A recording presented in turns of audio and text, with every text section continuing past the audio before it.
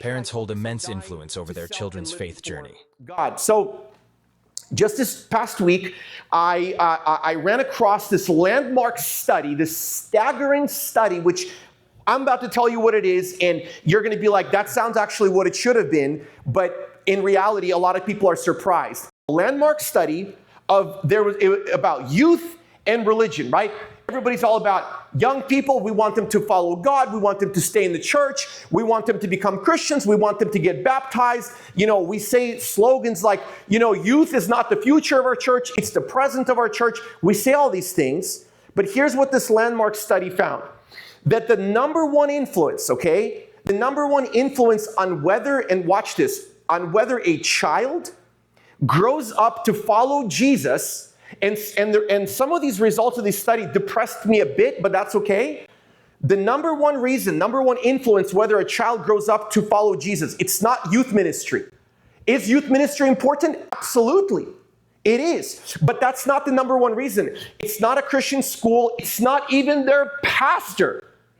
As good as my sermon is, I can hit every zinger. And I can preach to you a message under 35 minutes and have a beautiful hook and a beautiful illustration. You're like, wow, fantastic. But that's not what it's going to do. It's parents. Meaning that, and I want to share this with you, that parents have an outsized influence over their children, for better or worse, and it's not even close. Just 1% of teens aged 15 to 17 raised by parents who attached little importance to religion were highly religious in their mid to late 20s.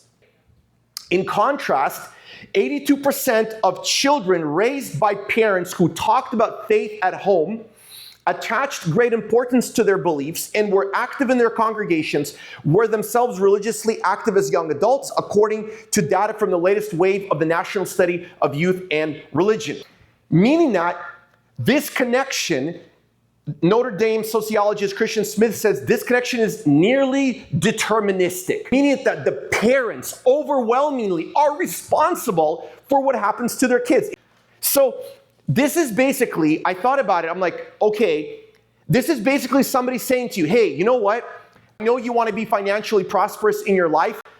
If you have $10,000 and you invested into this particular stock, there's an 82% chance likelihood you will double or triple your money every year. Which one of us would not completely sell all of our possessions and put the money into that stock? No brainer, right?